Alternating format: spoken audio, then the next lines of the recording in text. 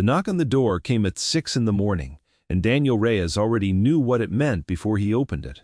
The man on the other side wore a county badge and held a folded paper, like it weighed nothing to him, though it weighed everything to the man receiving it. 72 hours. That was what the notice gave him. 72 hours to get his 2 kids and whatever they could carry out of an apartment he had lived in for 6 years. He didn't argue. He didn't slam the door or raise his voice. He signed where he needed to sign, said thank you to a man who didn't deserve thanks, and closed the door quietly behind him. Then, he stood in the hallway of his own kitchen for a long moment, looking at a stack of unpaid bills on the counter, and did the math one more time. The same math he'd already done 100 times that month, hoping for a different answer. There wasn't one. If you've ever had the floor drop out from under you all at once, if you've ever had to make an impossible decision in a room with no good options left in it, stay with this one until the end, because what this man did next is not the story you're expecting. 3 weeks before that knock, Daniel Reyes was still telling himself it would work out. He was 41 years old, a single father to an 11-year-old named Mia and a 7-year-old named Eli. And for most of his adult life, he had been the kind of man other people relied on without noticing they were doing it. He worked as a diesel mechanic at a freight yard outside Fresno, the kind of job where the work was hard, the hours were long, and the pay was decent enough, until the yard changed hands and decent enough turned into barely enough. The apartment had always been tight on his budget, even in good months. And when his ex-wife stopped sending support 2 years earlier, after she moved out of state and mostly out of the picture, the tightness became something closer to a slow leak in a tire he couldn't afford to patch. He picked up extra shifts. He sold things he didn't need, and then things he did. He kept telling himself, one more month, one more paycheck, and it'll level out. It never leveled out. The eviction wasn't a surprise so much as a scheduled event he had been quietly dreading, the way you dread a storm you can see building on the horizon for days before it finally breaks. When it broke, he didn't fall apart. He made a list. That was who he was. When the world gave him a problem, he didn't spiral. He made a list, and he worked the list one line at a time, because that was how you fixed an engine, and it was, he figured, probably how you fixed a life too. The first item on the list was simple and brutal. Where do the kids sleep in 72 hours? He called his sister first. She had 2 kids of her own and a 1-bedroom apartment, and she said yes before he even finished asking, which told him everything about her and nothing about whether it would actually work. 3 adults and 4 kids in 1 bedroom was not a solution. It was a delay. He looked at shelters. He looked at extended stay motels that wanted more per week than he made in 3 days. He looked at his savings account, which had $1,100 in it, and understood that $1,100 was not a foundation for anything. Not in this economy. Not for a family of 3. And then, at nearly midnight, scrolling through a classified site with Eli's old baby monitor sitting uselessly on the counter beside him, a habit he'd never broken, even though Eli hadn't needed it in years, he saw a listing for a used recreational vehicle. A 1998 Coachman, 31 feet, engine ran, but the generator was shut, interior needed work, being sold as is by a widow whose husband had taken it on exactly 1 trip before he passed. $4,800. He sat with that number for a long time. He didn't have $4,800, but he had a truck he barely used since the yard was walking distance from the apartment, a truck worth about that much. If he sold it fast and sold it cheap, he had tools he could part with. He had a wedding ring he'd been holding on to. For no reason he could explain even to himself. By the next afternoon, he had $3,900 cash and a promise from the widow that she'd come down to meet him if he could get her the rest by Friday. He got her the rest by Friday. He didn't tell his sister the plan until it was already in motion. He didn't tell his kids until he had the keys in his hand. He sat them both down on the apartment floor since the couch had already been sold to a neighbor 2 doors down. And he told them the truth in the plainest words he had. We're not staying here anymore. We're going to live somewhere different for a while, somewhere smaller, somewhere that moves. Mia, 11 and sharp enough to read the room before he finished the sentence, asked if they were going to be homeless. He told her no. He told her they were going to have a home. It would just have wheels. Eli, 7 and mostly concerned with practical matters, asked if the new home had a television. Daniel said he'd figure something out. And that, in a single unremarkable sentence, was the entire plan. He would figure something out. He always had. The coachman, when he first stood inside it alone, smelled like mildew and old carpet and something vaguely electrical that worried him more than the mildew did. The refrigerator didn't run. The bathroom faucet dripped a slow, arrhythmic drip that would become, over the following months, a sound he stopped hearing entirely, the way you stop hearing your own heartbeat. The cushions on the dinette were stained in a shape that looked, if you squinted, like the state of Ohio, but the engine turned over. The frame was sound. The roof. When he climbed up with a flashlight at 10 at night while his kids slept on borrowed air mattresses in his sister's living room, had no soft spots, no rut, nothing that told him this thing was going to fail him in a way that mattered. He had spent 18 years working on engines other people trusted their livelihoods to. He knew, better than almost anyone, the difference between a machine that was ugly and a machine that was dying. This one was ugly. It was not dying. That was enough for him to bet his family on it. The first week on the road was not romantic. Nobody had warned him, because nobody he knew had ever done this, that a 31-foot RV with a bad generator meant no air conditioning in July heat that regularly cracked 105 degrees in the Central Valley. He hadn't accounted for how loud a highway sounded when you were sleeping, 18 inches from it, instead of behind a wall. He hadn't accounted for the particular exhaustion of driving all day, parking somewhere quasi-legal for the night, and then getting up to go to a job that still expected him on time despite everything. He kept the job. That was non-negotiable in his own head. A line item on the list that didn't move, no matter what else shifted around it. The freight yard was the one stable coordinate in a life that had otherwise come loose from its moorings, and he was not going to let it go, not for anything short of the engine of the coachman itself catching fire. He parked, those first weeks, in a rotating set of locations he mapped out, with the same care he used to map out parts orders. A 24-hour superstore lot that tolerated overnight RVs if you kept a low profile. A stretch of road near the river where nobody bothered anybody. A cousin's gravel driveway for 2 nights, when the superstore lot got a new manager who didn't like the look of them. Mia hated it in the beginning, with the specific theory of an 11-year-old who understood exactly what she'd lost and had no way to express it that didn't sound childish even to her own ears. She missed her room. She missed her friends within walking distance. She missed, more than anything, not having to explain to anyone why she smelled like a gas station shower. Eli, younger and more elastic, adapted faster and worse in a different way because he started treating the whole thing like an extended camping trip, a framing that worked for about 3 weeks until the excitement wore off and the reality of doing homework at a fold-down dinette table under a flickering LED light settled in instead. Daniel watched both of his kids struggle in their own registers and did not pretend, to himself or to them, that it was fine. He decided early on that the worst thing he could do was lie to them about what this was. So when Mia cried in the tiny bathroom with the dripping faucet, thinking he couldn't hear her through a door that didn't quite latch, he didn't barge in with forced cheer. He knocked once and said he was there if she wanted to talk, and then he sat outside that door on the floor of a moving box. He'd bet everything on, and he waited, because that was what you did. She came out eventually, and she didn't want to talk. She wanted a hug, and he gave her one, and that was the whole conversation, and it was enough. The turning point, if there was a single one, came about 6 weeks in at a laundromat outside Bakersfield. He was folding clothes at a plastic table, the kind bolted to the floor so nobody could steal it, when a man about his own age struck up a conversation over the shared indignity of quarters and broken dryers.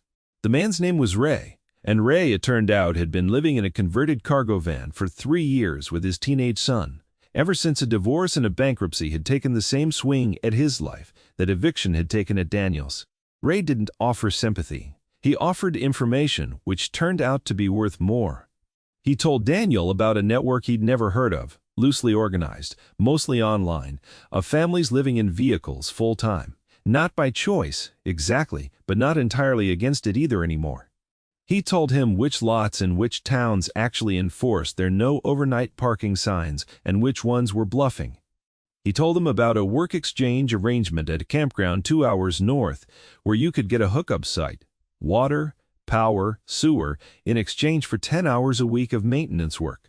Daniel had 10 hours a week of maintenance work in him easily. He'd had it in him his whole life. Within a month, they had a semi-permanent site at that campground, arranged through Reyes contact, and for the first time since the knock on the door, Daniel felt something other than crisis management running the show. He felt cautiously, like a person making decisions again, instead of a person absorbing them. That was when the shape of the thing started to change. He fixed the generator himself, over 2 weekends, ordering the part with money he would have once spent on takeout because takeout had quietly stopped being a category of expense that existed in his life anymore. He recaulked the roof seams, he tore out the stained dinette cushions and replaced them with fabric. His sister helped him sew, badly but functionally, on a machine she'd had since her own kids were small. He built Eli a small shelf for his 3 favorite toy trucks, bolted into the wall so it wouldn't slide when they drove. He put up a corkboard for Mia above the bunk that folded down from the wall, and she pinned drawings to it, and then photographs, and then, eventually, a school certificate for a reading award that she brought home with an expression that was trying very hard not to look proud. The campground had other kids in it, transient but not absent, and Mia found, to her own visible surprise, that some of them understood her life in a way her old classmates never quite had. There was a particular relief in not having to explain yourself, in being around people for whom this was simply what a family looked like, not a tragedy in progress. School itself became its own project. Daniel enrolled both kids where the campground's address led him, and when the RV moved, which it did 4 times over the year, for reasons of work and weather and the occasional need to simply not be somewhere anymore, he learned the particular bureaucracy of transferring school records fast enough that his children didn't lose momentum. He got good at it the way he got good at everything mechanical. He found the process, and then he mastered the process. There were nights that tested him in ways the eviction notice never had, because the eviction notice was a single sharp blow, and this was something slower, 1,000 small erosions. Tire blew out on the highway with both kids in the back and no shoulder wide enough to feel safe on. The propane ran out during a cold snap, and he spent a night wrapped around both his children, under every blanket they owned, doing math in his head about which expense could be delayed another week to cover a tank refill. Eli got sick, badly enough to need an emergency room, in a town where Daniel didn't know a single person, and he sat in a plastic chair at 2 in the morning, doing the particular arithmetic of a father, with no safety net, calculating exactly how much this visit could cost before it became a debt he couldn't climb out from under. Eli was fine. Strep throat, a course of antibiotics, an unglamorous conclusion to a genuinely frightening night. But Daniel remembered sitting in that chair more clearly than almost anything else from that first year, because it was the moment he understood all the way down that safety net wasn't a metaphor. It was a specific, missing thing, and he was the entire net now stretched. As far as he could stretch, he didn't fall apart in that chair either. He never really fell apart, not in front of them, not where it counted. He allowed himself in private small collapses, 5 minutes in a superstore parking lot with his forehead against the steering wheel, or a long, silent walk around a campground loop after the kids were asleep, where nobody could see his face doing whatever it needed to do. Then he'd walk back, open the door, quietly so it didn't wake them, and be their father again in the morning. Around the 8-month mark, something shifted that he hadn't expected, and it had nothing to do with money. He noticed one evening that Mia was doing her homework at the dinette table with a kind of focus he didn't remember from the apartment. He asked her about it, carefully. The way you ask a question you're worried will pop a bubble you don't understand yet. She told him that in the apartment, her room had a door, and behind the door was everything. Her phone, her posters, a television, 100 small distractions. she didn't even register as distractions. Until they were gone. In the RV, there wasn't anywhere else to go. There was the dinette and the work, and her father across the small space doing his own version of work, bills or maintenance logs, or research on the next campground. She said it felt less lonely, doing the boring parts of life next to someone, even in silence, than doing it behind a closed door. He hadn't thought of the RV's smallness as anything other than a limitation until she said that. He turned it over in his head for days afterward, the way he'd turn over a diagnosis he wasn't sure he trusted yet, checking it from different angles, looking for the flaw in it. He didn't find one. The smallness wasn't only a cost. It was also, unmistakably, a kind of glue. Eli's shift was different, quieter, harder to name. He had always been an anxious kid, prone to needing reassurance about small things, whether the stove was off, whether the door was locked, whether tomorrow was a school day. In the apartment, that anxiety had rattled around a lot of empty space, amplified by rooms Daniel wasn't always in. In the RV, Eli could see, from nearly anywhere inside it, exactly where his father was and exactly what he was doing. The anxiety didn't disappear. It just had less territory to work with. Daniel started to understand, without ever framing it in these exact words to himself, that he had accidentally built his children a life with fewer places to hide from each other, and that this had turned out to be closer to a gift than a punishment. None of this erased what they'd lost, and he was careful never to let himself believe otherwise. Mia still had days where she talked in a flat voice that broke his heart more than tears would have, about her old room, her old street, a friend named Priya she'd known since kindergarten, and now only spoke to through a borrowed tablet on weekends. When Lai still asked, sometimes out of nowhere, whether they were ever going to have a house again. A real one with a yard. Daniel never lied to either of them about that question. He told them the truth, which was that he didn't know, and that not knowing was uncomfortable, and that they were allowed to be uncomfortable about it, and that he was too, sometimes, and that none of that discomfort meant anything had gone wrong that couldn't be lived with. He also, quietly, without making a speech out of it, started keeping a different kind of ledger than the one he'd kept in the apartment. In the apartment, the ledger had been entirely about what was owed and what was short. On the road, he found himself tracking something else. What they used, what they didn't. It turned out to be almost nothing. He'd sold or given away, in the chaotic 72 hours before the eviction took effect, the overwhelming majority of what he and his children owned. Furniture, appliances, boxes of clothes that had gone unworn for a year or more. Toys Eli had long outgrown emotionally but not physically discarded. A closet's worth of things Mia had accumulated the way all preteens accumulate things, not because they were loved, but because they were available. None of it had been missed, not really, not in any way that mattered day to day. What they'd kept, what actually got used inside 31 feet of livable space, was a fraction of what they'd owned before. And it was. Daniel came to notice with a kind of quiet astonishment, entirely sufficient, more than sufficient. Nothing in the RV sat unused gathering dust the way so much had in the apartment. Everything they owned now, they owned because they used it. He started to feel something he was slow to name, because it embarrassed him a little to name it. Given everything, the last year had cost his family, but eventually he let himself say it, privately, to himself. In the quiet after the kids were asleep, and the campground was dark, and the only sound was that same faucet drip he'd stopped consciously hearing months ago.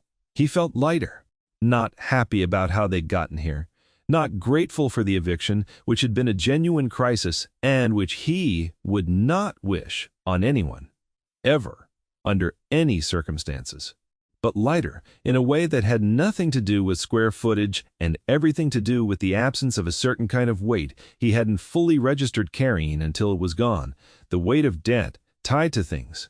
The weight of a lease he couldn't get ahead of, the weight of a closet full of objects that required maintenance, storage, cleaning, worry, and gave almost nothing back in return. He mentioned this to Ray, the man from the laundromat, who by then had become something between a friend and an unofficial mentor in the specific logistics of this life. Ray laughed not unkindly and said that was the part nobody believed until they lived it. "Everybody thinks you're one bad month from disaster out here," Ray said. "And sometimes you are. But the people who've never done it always assume it's disaster, stacked on disaster. Nobody tells you there's a floor to how bad it gets once you strip everything down far enough. You stop being afraid of the thing you already survived." Daniel thought about that for a long time. Afterward, a floor.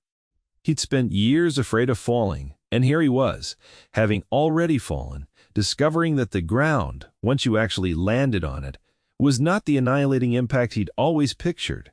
It was just ground. You could stand on it.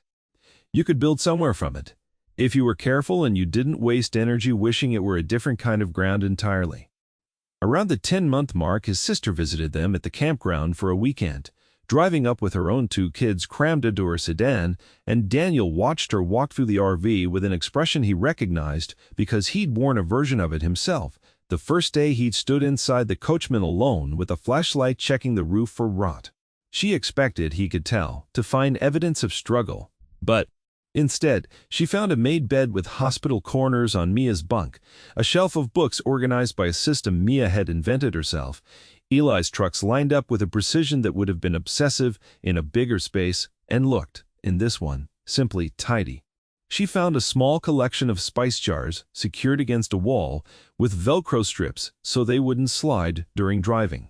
She found her brother, tired in the way he'd always been tired, working 2 jobs and raising 2 kids alone, but tired in a different key than the one she remembered from the months before the eviction, less frantic. More settled in a way that made no logical sense to her given the circumstances, and that she said as much standing in the narrow kitchen while Daniel made coffee on a 2-burner stove. He told her the truth because that was the only way he knew how to answer anything anymore. He told her that losing the apartment had been the worst thing that happened to his family in years and that he wasn't sure, if given the choice again, with full knowledge of what was coming, that he'd choose this path over some version of staying.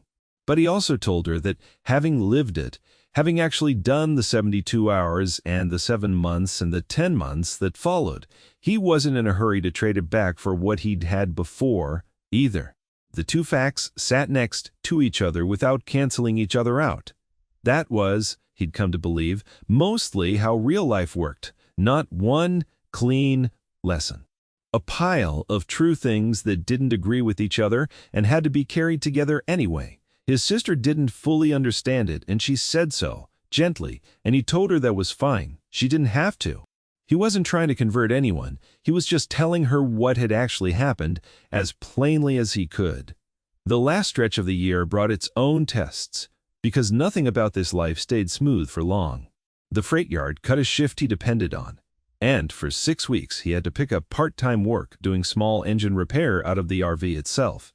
A folding table set up outside the door with a hand-painted sign that Mia designed for him, listing rates for lawnmowers, generators. It brought in less than he needed and more than he expected, and it introduced him to a slice of the campground community he hadn't known, other people living adjacent lives, other kids. Mia and Eli started calling friends without qualifying the word. Mia. Winter, when it came, was harder than he'd braced for, even after bracing hard. The propane budget nearly broke him twice. He patched a water line at 2 in the morning with a headlamp clenched between his teeth because he couldn't afford to wait for daylight and risk a full freeze. He got frostbite on 2 fingers, doing it mild, nothing that needed more than care and time, but enough that Mia noticed his hands shaking over breakfast and asked, in a voice much older than 11, if they were going to be okay. He told her yes. He told her the truth, too, which was that some weeks were going to be harder than others, and that this had been one of the hard ones, and that hard weeks ended, the way they always had, one at a time. She accepted that answer the way she'd started accepting most things that year. Not with relief exactly, but with a kind of steadiness that hadn't been in her a year earlier. He noticed it building in both his children, quietly, the way you notice a callus has formed only when you go looking for the pain that used to be there and can't find it anymore. By the time the anniversary of the eviction rolled around, Daniel Reyes sat down and did the same kind of accounting he'd done that first terrible night with the notice in his hand, Except this time, the ledger looked entirely different. They had no lease. They had no landlord who could end their housing with 72 hours' notice and a folded piece of paper. They had a paid-off vehicle, still ugly, still occasionally temperamental but entirely theirs, no bank attached to it, no payment due, on the first of any month. They had, for the first time in years more, coming in and going out, not by a wide margin, but by enough of one that the $1,100 in savings had become, slowly, almost $4,000, sitting in an account he checked with something like disbelief every time he thought about how they'd started. They had a campground community that knew their names. They had Ray and Ray's son and a handful of other families who'd stopped treating this life as an emergency and started treating it as simply their life, the way you'd treat any other arrangement that worked well enough and cost little enough to leave room for the things that actually mattered. They had 2 kids who were, by every measure Daniel knew how to take, doing fine. Better than fine. In some specific ways he hadn't predicted and still found himself turning over at night, amazed. Mia had grown quieter in some rooms and louder in others, more willing to say what she actually thought, less interested in the performance of being fine that he suspected she'd been putting on for her old classmates. Eli's anxiety had not vanished, but it had found, in the smallness of their home, less room to spiral and more of his father close by at almost every hour of almost every day. Daniel sat with his kids on the RV's fold-out step one evening, close to the 1-year mark exactly, watching a sunset do something spectacular and free over the row of parked vehicles that had become, against every prediction he'd have made a year earlier, home. Allie asked him, without any particular weight behind the question, whether they were ever going to move into a house again. Daniel thought about it honestly before he answered, because he owed his kids honest answers, even when a comfortable lie would have gone down easier. He said, maybe. Someday, if it made sense, if the numbers worked, if it was actually better and not just familiar. But he told them he wasn't in any hurry anymore, not the way he had been that first week, desperate to get back to something that looked like what they'd lost. He told them this had stopped feeling like a hole they were stuck in and started feeling like a place they'd built, on purpose, out of almost nothing. And that building something out of almost nothing had turned out to be worth more to him than he'd expected it to be, back when almost nothing was all they had left. Mia asked if he regretted it. The eviction, the RV, all of it. He told her he regretted the eviction. He would always regret that his kids had to live through a night like that, a father who couldn't guarantee for one terrifying stretch of days where they'd sleep next. That regret wasn't going anywhere, and he didn't pretend it had. But the RV, he told her, the actual choice, the $8,000 and the widow's ad and the 18 years of engine knowledge that told him the frame was sound even when the interior looked like a disaster, that choice he didn't regret at all. That choice, he said, had turned out to be the best bad decision he'd ever made. Mia laughed at that phrase, the best bad decision, and repeated it back to him like she was testing its weight, and he watched her decide that she liked it, that it fit something true about their year that she hadn't had words for until just then. They sat there a while longer as the light went from orange to something closer to violet. And nobody said anything else because nothing else needed saying. Eli eventually put his head against his father's arm the way he'd done 100 times before in 100 different rooms across 2 very different lives. And Mia pulled her knees up and rested her chin on them and watched the sky do its slow work without asking it to mean anything more than it did. Inside the RV behind them, the faucet dripped its old familiar rhythm, the one nobody heard anymore, because it had stopped being a problem and started being simply part of the sound of their lives.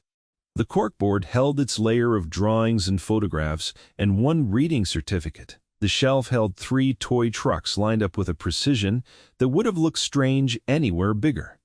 The spice jar sat secured against the wall, waiting for the next morning's breakfast, waiting for the next stretch of road, waiting patiently the way everything in that small space seemed to wait for whatever came next, because whatever came next, they had already proven more than once.